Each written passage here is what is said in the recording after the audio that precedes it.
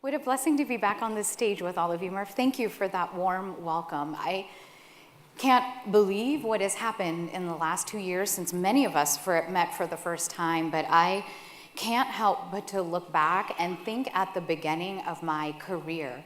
I spent the first 14 years of my life as a neurologist. This meant at a moment's notice, I had to pause, drop everything, and rush to the emergency room if there was a life-threatening situation relating to someone's brain or mental health.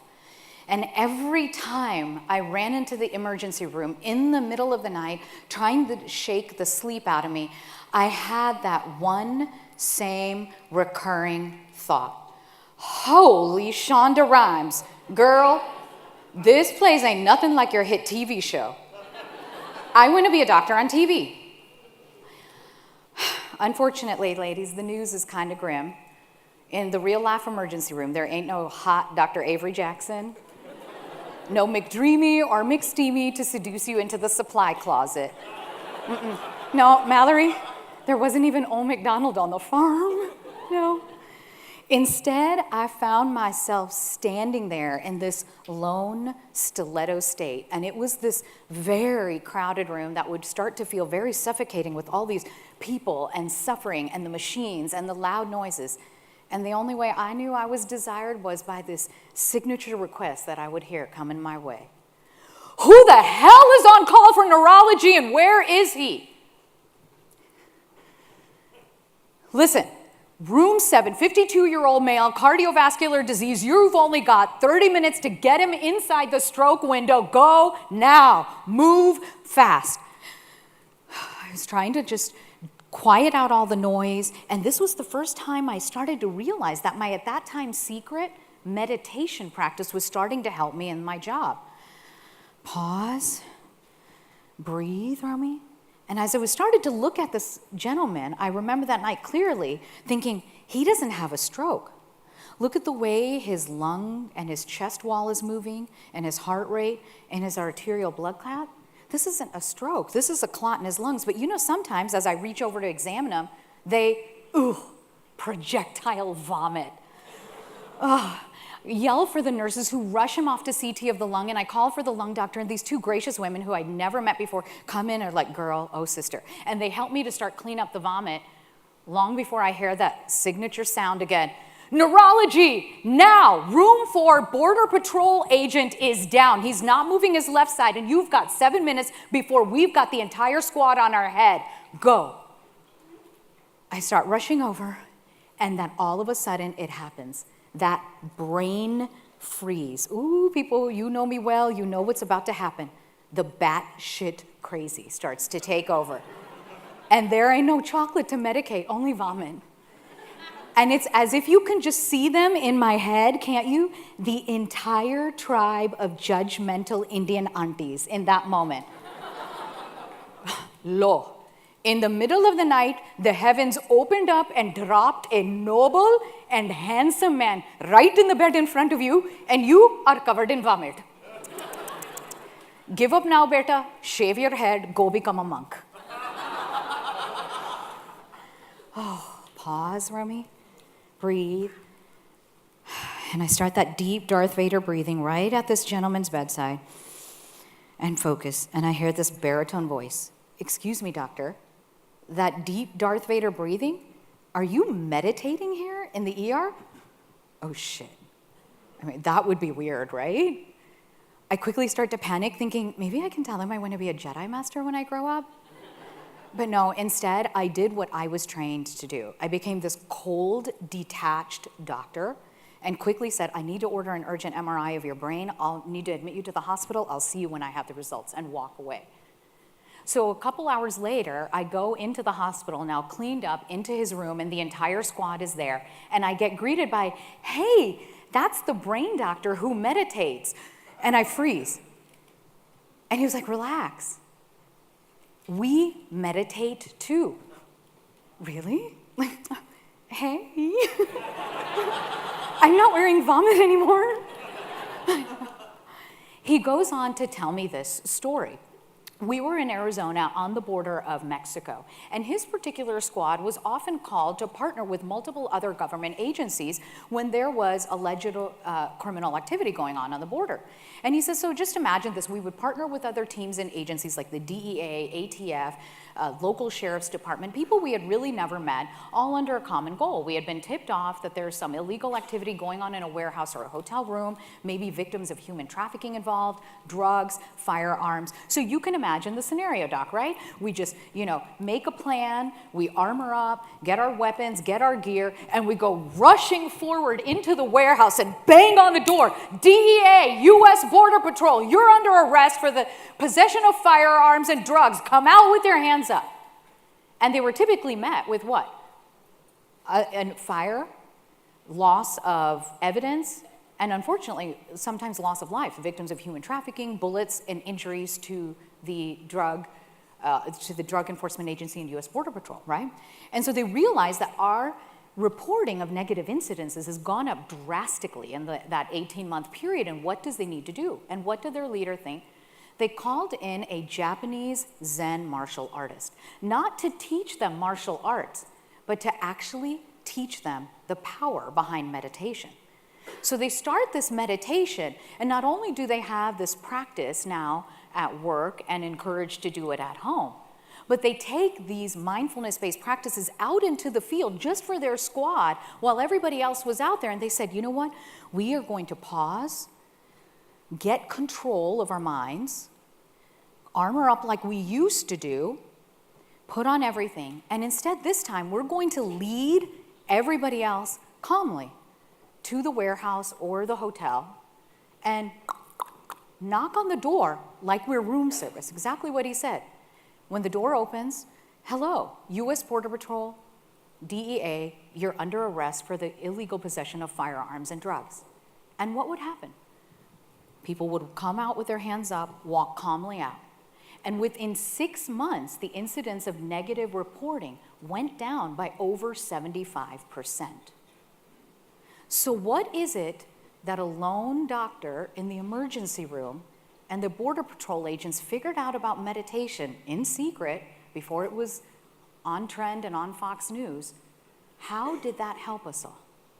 It was this simple action that when you learn how to control your mind, you learn to control the situation around you. It's as simple in this idea of the power of pause, that we pause, we breathe, and then we respond. So how is this valid to every single person sitting here in the room? Because you're like, Romie, we get it, but I'm not likely to be covered in vomit in the emergency room, and nor am I likely to be in a situation where I'm facing alleged dangerous criminals and fire coming back at me. And here's the situation. I know from visiting many of you at the corporate office and at multiple of your properties that the stresses everybody faces are real. But here's the fascinating thing about the brain.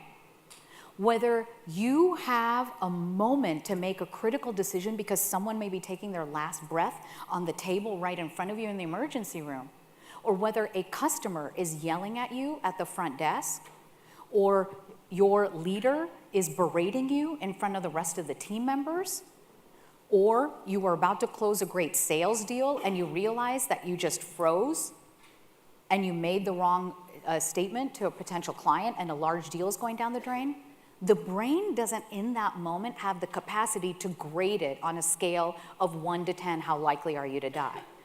The entire brain freeze takes over regardless of what's happening. It's that typical fight, flight, fright response. You've heard many of you who've heard me speak before have talked about that happens in the brain. What happens in that moment? There's a place in the brain known as the amygdala, what I call our airport traffic control center of the brain. It's that information center that processes everything we're doing, we're seeing, we're hearing, we're listening to, and needing to now relay it into the brain into action, thoughts, analyses, process. When we're in a heightened stress situation, that starts to shut down. It's known in neuropsychological term as the amygdala hijack, or what I call is the brain freeze. Why is this important to all of us in critical leadership roles? Because when our brain freezes, we now have lost the inability to perform critical thinking skills, difficulty reasoning, or emotional distress, right? That idea where once I took that pause to breathe, all of a sudden this awareness came to me and this ability to make a differential diagnosis that I was going down the wrong path. It was the brain or not the lungs. I look at one of the unique stressors that has kind of faced evolution hospitality alone in my dealings and visiting you all at corporate headquarters about the last 12 months or so compared to, I think, the dozens of other corporate clients I work with. And that's this issue of fashion, especially what to wear to the annual conference, right? I know. And so, Robert, next time you need some advice, you call one of the sisters of Evo, right? I've struggled with this a little bit too, but there are 3 men that will never fail you.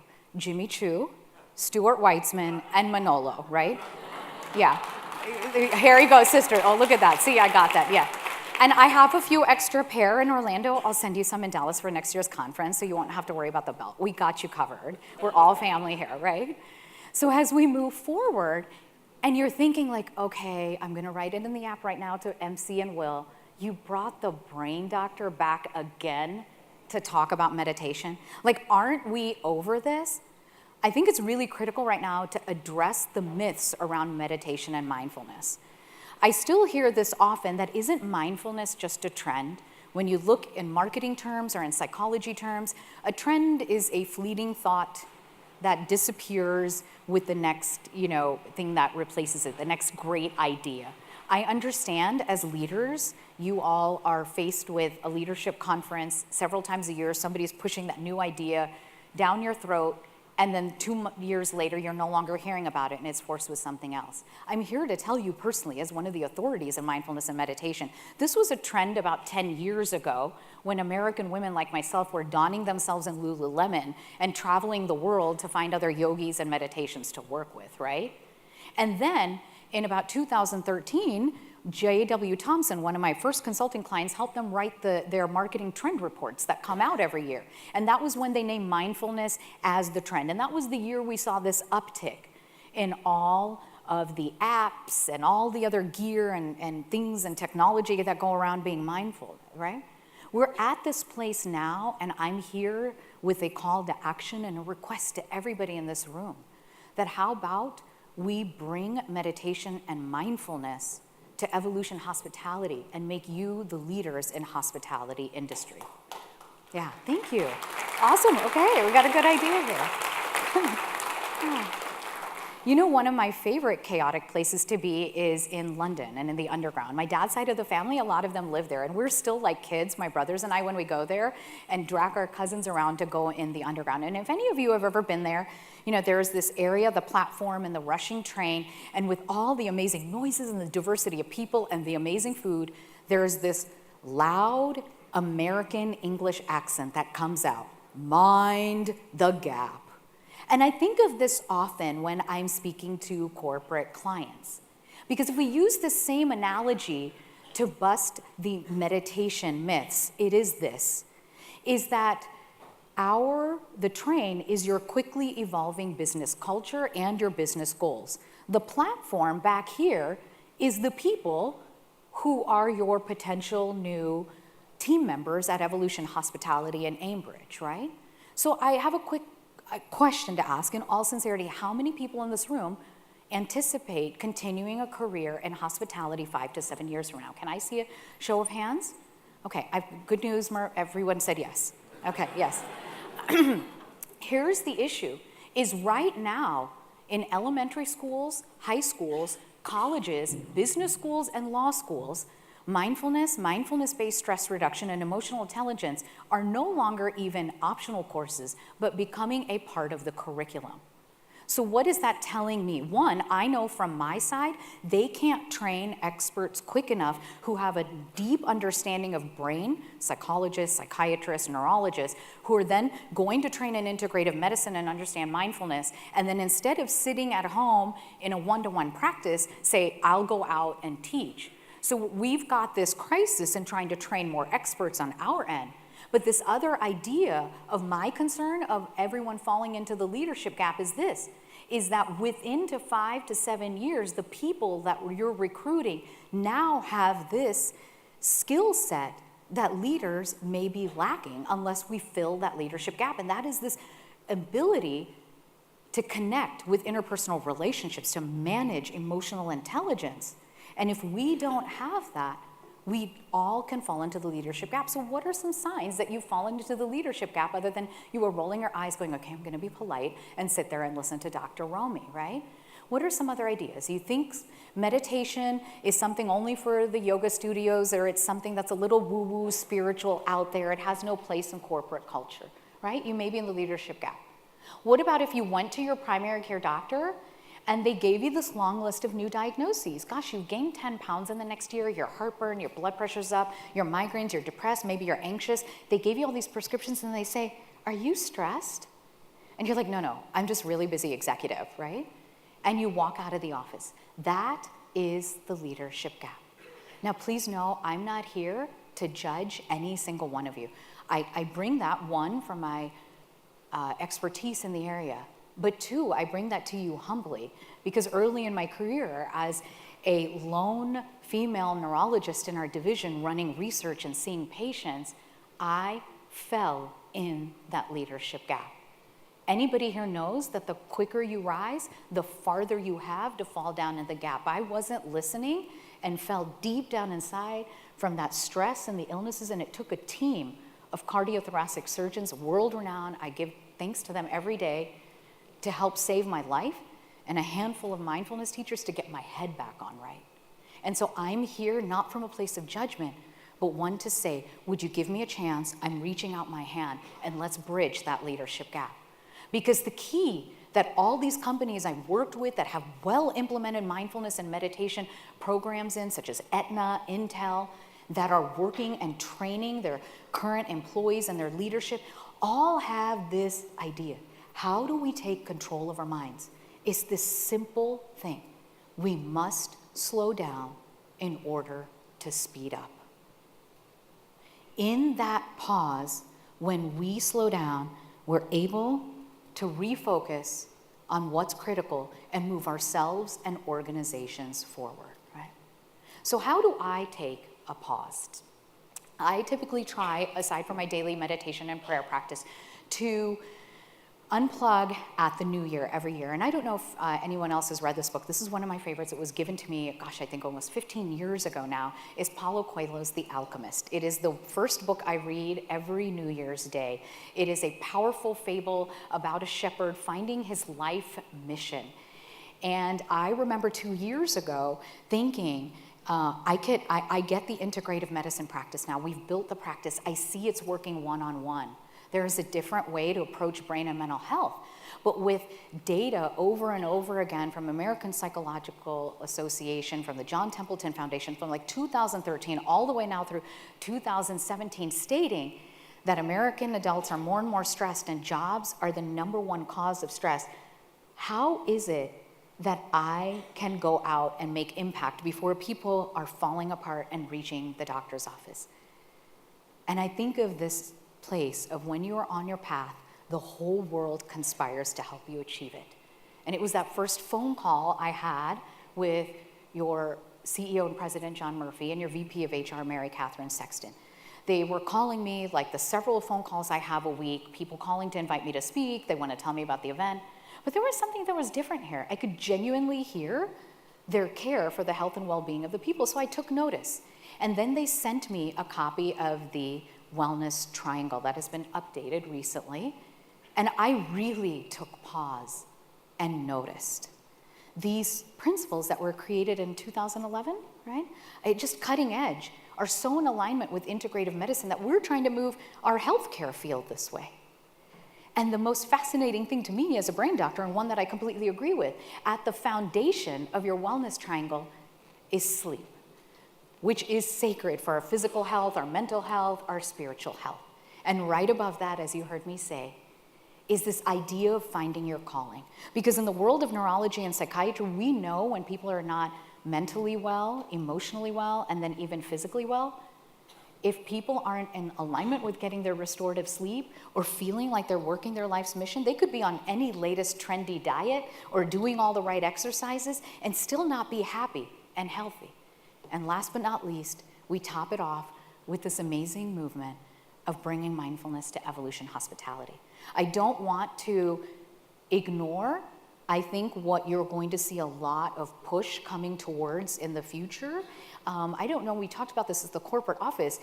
We in the American media, and I say that as we, as a medical journalist, got this wrong. People were making fun of the United Kingdom for appointing a minister of loneliness. And social isolation in the US workforce, amongst teenagers, amongst adults, is really considered one of the big health crises that leads to stress and that isolation. And I love that this wellness triangle was bound together with this idea that you're always in a community of your loved ones. So I knew then, standing on a stage about a year ago, giving a keynote address like this, I remember the company, because the CEO still calls me, and you're gonna hear why. I was standing, and just in the flow of my slides, I was giving one of my most requested talks, the Brain Up, the 3 mindful steps to conquer stress, and we're on the digital detox, and I take this uncomfortable pause on stage. And it's really uncomfortable. It looks like I forgot what I was supposed to say next, which as a professional speaker, you're never supposed to let that happen, and how much they're paying. And I'm sitting there, and what's really happening is my neurotic neurology mind combined with meditations going off, and I just had this idea, like, I'm sitting here telling them all this data about what goes wrong in our lives when we're connected to our digital devices. And I'm doing this research, and in all the research, I don't think there's ever been a group of people, especially in the workforce, that have been put through digital detox. Oh, how I did. And I realized, like, wait, I'm silent on stage having this neurotic conversation in my mind, and people are just uncomfortably staring at me, and the meeting planner is starting to walk up the center aisle to see if I'm okay. And I freeze, and I apologize, and I actually tell them, I'm sorry, I was just thinking, like, nobody's ever done this study. And afterwards, the CEO comes up to me, and I thought he was gonna and I was like all going apologetic, like, I'm so sorry about froze. I said, no, what was that thing about the digital detox? Yeah, keep in touch with us, we'd like to hear about that. So I rush home, and I start to look up more research data as I'm preparing for writing this book in the manuscript. And I realized, oh, this has never been done. I knew from my relationships there were plenty of partners. In fact, the easy thing to do would have been to go back to Intel or to Aetna Insurance, who have long established internal data on the power of mindfulness and meditation for their employees and well-being, and now it's implemented in all their offices around the world. If I wanted to do this study, it would have been quick, it would have been easy. Honestly, I don't even think it would have been impactful. And so you can imagine, as I sat there in my pause, I knew there was only one place I was gonna come back with this insane request, and that was to the entire family at Evolution Hospitality. And I remember really nervous. Ambridge, you're gonna love that. Nervous walking, right? Like, it was like I was preparing for my medical boards. I'm going to sit and give this idea to John Murphy, so I have to study all the medical literature and all the safety and give this how we're gonna create a wellness program. And at the same time, I've got legal eagle mind, Mary Catherine Sexton, so I've got to talk about all the HIPAA compliance and safety and IRB protocols, and I'm like all nervous. And then you walk into the office, and I'm like, oh, there's the ping pong table. And MC's there to give me a big hug and offer me a cup of coffee. And this part's going in the book, by the way. Murph comes out to say hello, and he's in his surfer dude shorts. And socks and shoes with no socks on. And I was like, oh, I'm totally home. This is gonna be awesome. And I remember this meeting last year. I think there was this moment we were all sitting there in silence realizing this has the potential to be a little bigger than ourselves. And that's exactly what this is. So I'm in the middle of writing my first of 3 books, The Busy Brain Cure. And gosh, this was awesome. You finally get to admit in public that you're batshit crazy, and it ups your advance substantially. Taming the batshit crazy mind, stopping anxiety, and finally falling asleep. The preface of this book, and I want to tell you so you can explain how all of you play a critical part in that, is that we as a medical community, neurology, psychiatry, primary care, we have completely gotten wrong the idea of anxiety, insomnia, and ADHD. They're treated as 3 separate diseases, and the medications we give for one is making the other one worse. Think about it. All of us have fallen prey to this when we get busy in our brains and our lives and our businesses are busy, that we wake up and we're kind of in a little bit of a fog. Okay, like maybe half the room right now after that great party last night. I get it, okay? And so what do? We caffeinate. We keep drinking coffee thinking it'll help me focus through the lectures, through my work days. But what actually happens is that disturbance of that brain chemistry and the neuroexcitatory transmitters. And it disables your ability to focus. So you keep having more coffee, but what happens? You're not really functioning. And so you get a little anxious and you rev up with more caffeine and you hit this point in your brain circuitry and your biological clock in the middle of the day, and now you're starting to go into the insomnia window. So now you're not gonna sleep well, so you're like, let me go home, let me take a Benadryl, let me have a glass of wine, let me have a beer, nothing too much, and we start the cycle all over again. We doctors make it even worse, because when we are giving patients addictive sleep medications and anxiety medications, we are now making those neurotransmitter imbalances worse. You're gonna wake up in a brain fog the next day and be like, you know what, I also think I have ADHD. And there are too many doctors out there prescribing Ritalin and Provigil for people who can't focus. And now we have an addiction crisis in the United States. And so this is that book, that big idea of how do you and what do we all as a community do in integrative medicine. People come to our clinic all the time and they work hard at it, but we do the nutrition, we do the labs, we get to the root cause of what's going on. And one of the things I always do was put patients through digital detox. They loathe me for it, and I started to see it was working. Along with the exercise, I thought, let's do this with a big group. So I took under a little bit of an ambitious project. I'm a neurotic neurologist. I'm like, I can do this, I'm not gonna fail. And not only did we design in Project Evo a corporate wellness program, but it was also collecting a substantial amount of research. And the corporate wellness program was this idea. I wanna help you sleep better, and if you're really a goal-getter, let's kind of limit the stimulants like caffeine during the day and the sedatives like Benadryl and alcohol. But most of all, could we as a company, your leadership, shut down our digital devices initially 30 minutes at night before bedtime and then an hour? And I really am so grateful that, you know, the entire leadership inside, from Murph and MC and Will and Mark Lewis and Duskin and Christy, helped to recruit and took part of this program. I wasn't allowed to tell you what my end research hypothesis was, because that would have created what's known as investigator bias. This was the only thing I was looking for. I wanted to deliver a wellness program, but my goal was this: could we scientifically prove by this one thing only, shutting off your digital devices, will it reduce what's known as your latency to stage 1 sleep, meaning your ability to fall asleep quicker, and will it keep you staying asleep? Or if you wake up in the middle of the night to use a restroom, you'll fall asleep. That's insomnia, difficulty falling asleep or staying asleep, right? That was my only goal. But oh my goodness, the data we got, it's kind of like when you go in and you've done your due diligence in business development to buy a new property, you've gone and met them, but what is the relationship? About 6 months, a year, you start realizing, gosh, look at all the great employees that are here. Oh, and some of the hiccups that we may not have caught early on until we really get to know the systems and processes. That's what I'm going through with this wealth of data that we collected. And so I know for some of you, you're going to be sitting here going, oh, Geek Girl is going into the brain science data. Take a moment to tweet at drromie.com, Power of Pause, Instagram, whatever you need to do. But for the rest of you, I really passionately want to share this data, because this will hit the press. This will be published in the book. And my goal is that not only are we launching a program here, but we're setting an example for the rest of your hospitality industry.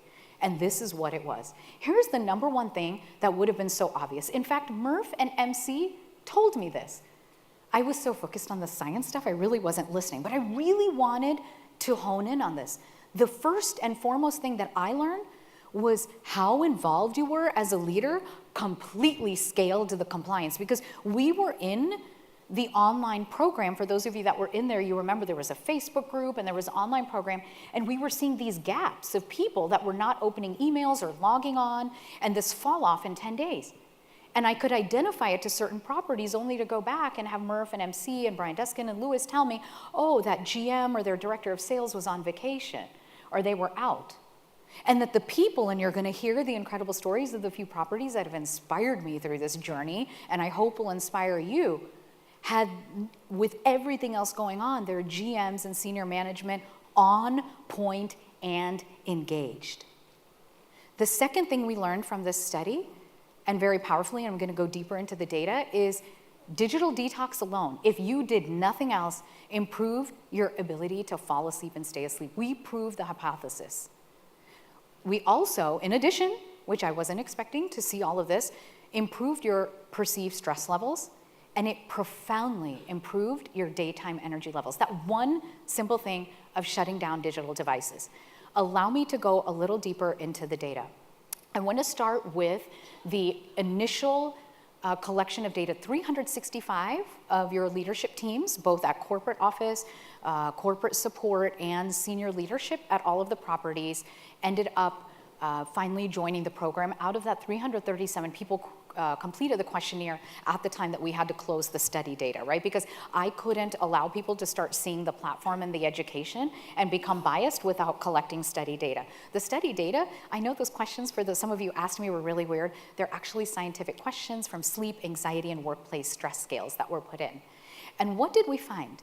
And I'm going to tell you, this was one of the places that I got a little stuck in the data, and it was some of you that helped me.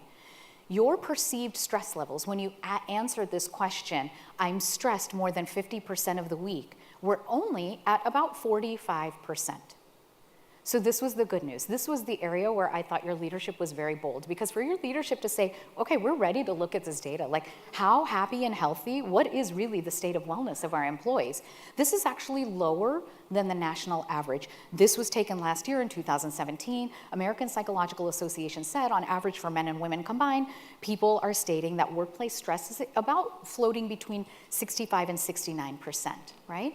There has really been no literature collected in hospitality, with the exception of this one data set in 2010. It was some psychologists from Penn State, I'm blanking. It was actually published on their names, published in the International Journal of Hospitality. They looked at 165 managers at 65 properties. They didn't list the company or this, but if I show you the study data, I have a feeling you're gonna know who it is. And the researchers, I'm putting the data in the book, I think they're under some NDA, they won't tell me who the company is. They looked at the rate of stress in their managers, and the number also correlated in that like 68%. But what they looked at was that managers were equally as stressed as hourly employees.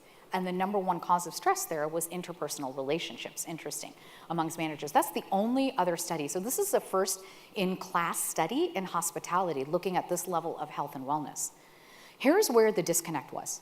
You reported low levels of stress, but there was a substantially higher number of complaints in difficulty falling asleep and staying asleep. And the thing I think that really threw us all off the board, looking at the research data, was about 76% of people said yes to, I wake up feeling fatigued and I'm tired during the day. And that was a concern.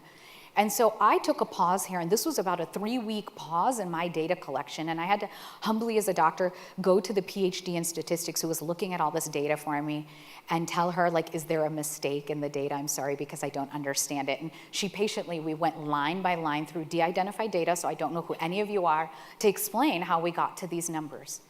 And I was really lost, and of course, the neurotic knowledge, oh my God, did I make a mistake in collecting the research data? And then I happened to be on a random drop-in visit at the Marriott Mesa. Is anybody here from the Marriott Mesa? Yay, hello guys, yes. You know, none of you knew I was coming. I was there for another consulting client, or maybe one or two of you did. And that was really great that you didn't know I was in-house, because here's something that happened. I was a little tired on the road, and I had this wonderful interaction with your front desk team, the folks at, is it the top level, that concierge level where there's like the business concierge and food at night, and in your restaurant there. And I didn't even say, hey, I'm Dr. Romie. I just kind of like, oh, I know about Evo. I think I've been there a couple times. I know them. And I got to hear from your team members how excited they were to learn more about Evo and the culture, and how they really noticed the difference before and after Evo came along. And that was my aha moment. I was in your hotel at 1 a.m. looking up, because I'm such a geek, the organizational psychology data about when people feel involved in a culture, how much healthier do they feel? And that is the aha moment, which is going to go into this paper, is that when people feel that they are a part of a movement in a business, something that is bigger than themselves, they are happier and less stressed in other companies. And so I think that's part of the large disconnect in this data. So really, if I had to boil this down, why this is so important, it's in this thing. I mean, you all know who I'm affiliated with. Let me tell you what the bump in to the morning or evening news is going to be. Brain doctor dares CEO to shut down emails and all computers, and you won't believe the data next, right? But here's the thing. That's not a sensationalized headline. It's actually the truth. I won't let them be that tacky, if I swear, you know? But the thing is when you look at how we improve these markers of insomnia, a 22%, so this is 188 people who completed the survey. So if you completed the survey, please come find me so I can hug you and thank you. That was like a no small task in getting to get all these back, and I know you all are busy, so thank you. 22% improvement in falling asleep, and even more drastic, if you were waking up in the middle of the night by doing 30 to 60 minutes of digital detox, it was from 92% to 43%. The last 3 drugs FDA approved for treatment of insomnia have worse results than this. So doing digital detox was more effective than a prescription sleep medication. Now, obviously, in the academic setting, this is going to warrant a larger clinical trial. What they would do is put digital detox head-to-head with these sleep medications. But this is statistically proven. The p-value was less than 0.5%, so we used you as internal controls. For those of you that said, sorry, Dr. Romie, I didn't finish digital detox, that's okay. That helped us a lot. So when we compared you internally, what we learned was this simple act, all you had to do was shut off your digital devices, is actually a powerful cure for insomnia. Moving forward, we saw a almost 60% reduction in stress levels. And I don't know what else can do that. More than anything that we're still trying to explain, and I talked to Mary Catherine about this, we've worked together to create an entire wellness program for your Connect meetings, and I'm probably going to come back and address this one on my own, is this whole idea of why did so many people say they were waking up feeling low energy or saying I'm tired. And so this was the highest, you can see of 188 of you, 98% had that, and it dropped down to 40%. Again, this is independent of whether you cut out the caffeine, did the alcohol, were on sleep medications. We factored all that out statistically. So, I mean, this was profound, and it is really exciting that I'm getting to share this data with all of you for the very first time before it goes to my publisher, before it gets written up to be in white papers on both of our websites and gets out to the media. Because here's this thing. We don't agree with a lot right now in this world, but the last 3 government administrations and all of healthcare agrees we've got an addiction crisis. Very importantly, we hear about the opiates because that is a big issue. But anybody in the medical community is going to tell you right there, number 2 is alcohol and the sedative hypnotics, which is anxiety drugs and the sleep medications. And here we are working internally as a team to say this is on the path of a solution. Now, aside from running a corporate wellness program and a large research endeavor, we were also running a contest.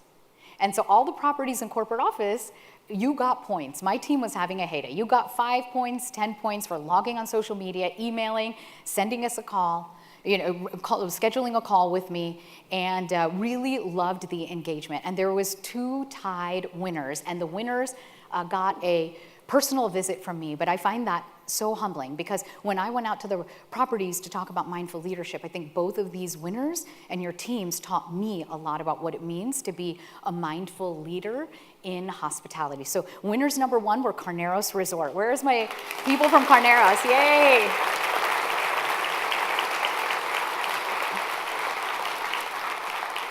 It was so humbling. I arrived there right after the Napa fires. I am sure there was no, there was a universal order to this. And to hear that their general manager, Ed Costa, and his adorable dog, Kelso, stayed behind in the evacuation to be mindful and to stay over the property. I was just truly inspired. And in talking to Ed and his leadership team, they tell me that even now, this many months later, they continue to talk about digital detox and the importance of work-life balance with their managers. The second set of winners our Warner Marriott Center. Where are you all? Where am I seeing you all here? Where's my Warner Marriott team? There you all in the back. Hi. I know. That was my next visit, and OMG, you all are inspiring and leading the charge on how we're developing the power of pause.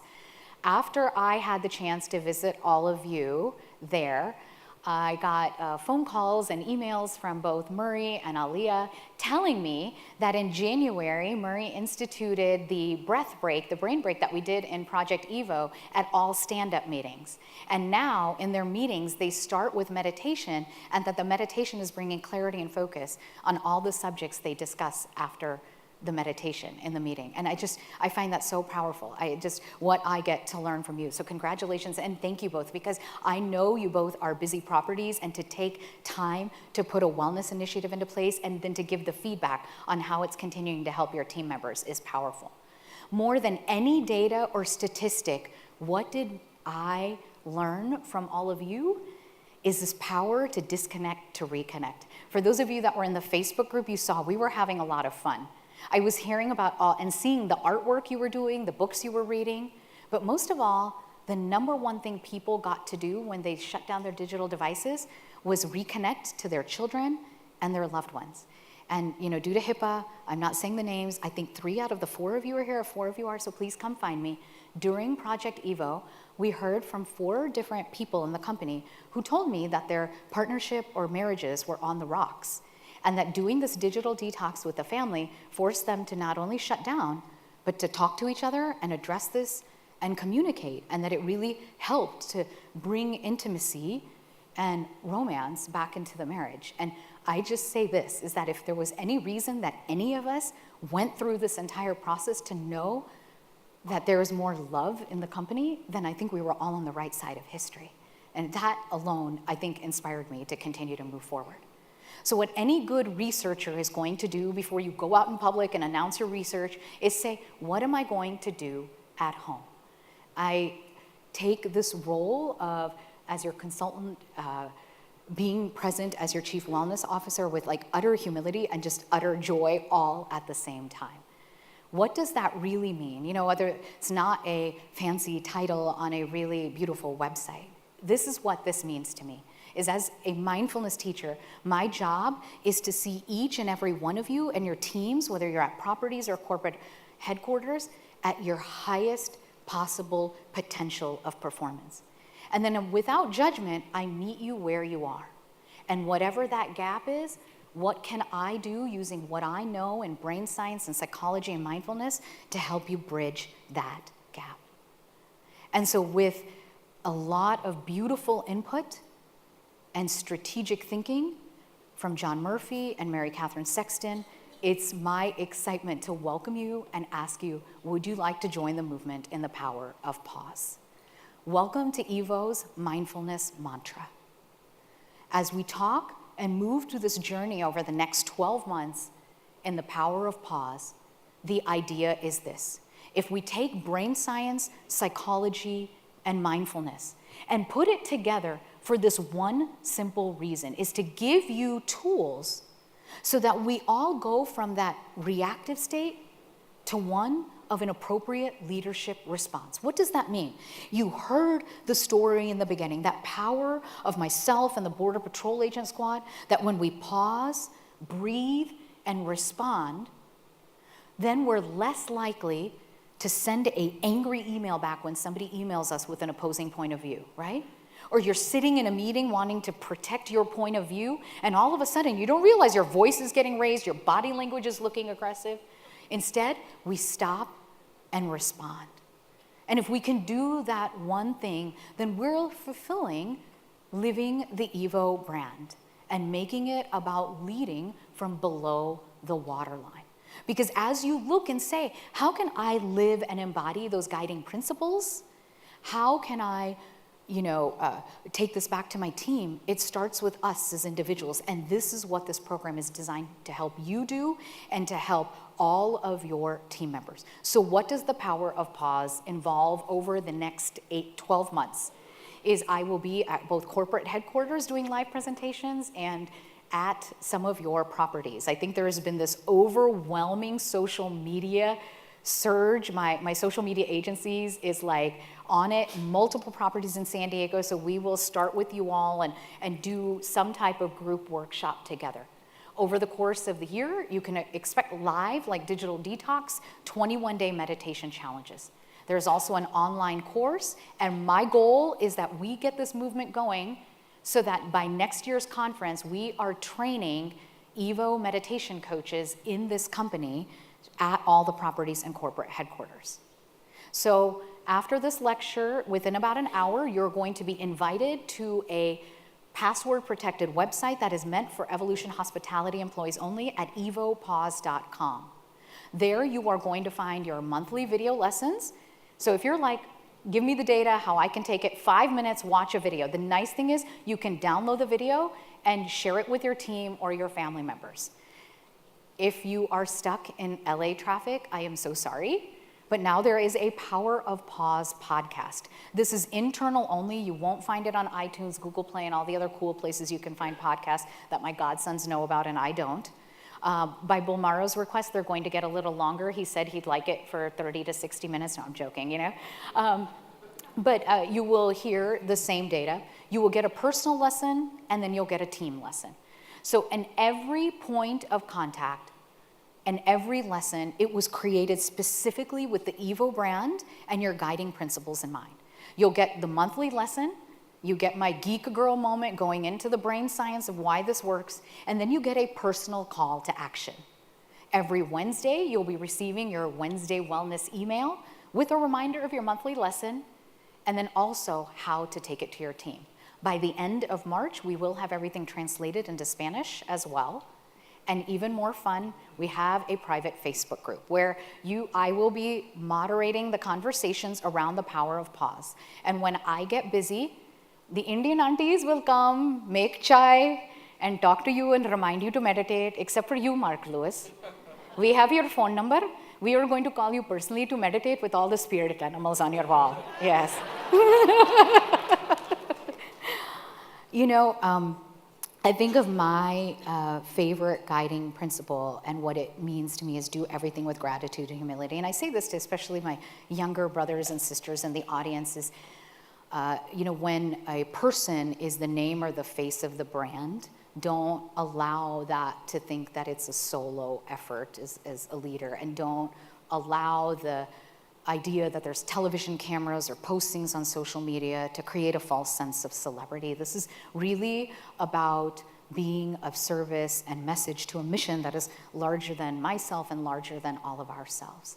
And I, would not have been standing here if it wasn't the visionary guidance of your amazing leader, John Murphy, and his commitment to health and wellness, which is unparalleled in the hospitality industry. So I'm so thankful. In addition, behind me and behind the scenes is a very passionate and right now tired team, and I give them all a lot of love. If you ask us how we all take a power of pause, it was a lot of laughter breaks over the last few months for the corporate initiatives we're launching this year, this one coming first. And a reminder, they said that when they were going to make me a phone call to discuss a leadership issue, it was graded in priority by, you need to eat 1 square of dark chocolate, Romie, or get the whole bar out. Right? And so I wouldn't move forward if it wasn't for that. And I end with this idea of what it means to pause. I know this meeting was moved around a lot, but as your mindfulness teacher, I think there is no coincidence that this meeting occurred around International Women's Day. One of the things that has always drawn me to EVO, other than your wellness triangle and guiding principles being so in alignment with integrative medicine and mindfulness, is how Will said it best, was that you value the culture and the diversity and inclusiveness here. I speak for a living. It's pretty much a homogenous audience, and it's not uncommon that I'm one of the only women on stage. And so I take this moment now, where are all my sisters in the room? Do I see anyone? Okay, ladies, yes, I do. And this includes my sisters from Ambridge. We're all one collective sisterhood here, right? We're at this unparalleled time in history like no other, where in every industry we're having critical conversations around women and women leading. And my intention for every sister in the room is that you stand tall and lead and become the leaders, not only here at Evolution, but in your hospitality industry. There, however, are going to be moments in your career where you're in this crowded room and all this noise, and yet you feel all alone. And in that moment, I hope you will stop to pause and remember this. Find your voice and stand in your strength. And that the deeper you go into your pause, if there's one thing I know for sure, we are truly never alone. And I bring in every team member here in this room. When we go on just thinking about operations and mindless, we often miss that a team member is standing in a hot mess. We may just walk by them, not even notice, or when we're not taking that moment to pause, judgment comes out. That team member, they're always in trouble. They got into that mess themselves. But when we take a moment to pause, we replace that judgment with compassion, and we lend out that helping hand, because that's who we are at Evolution Hospitality. That's what it means that none of us is as good as all of us. I'm Dr. Romie, and I welcome you to join the movement. Let's pause. Thank you.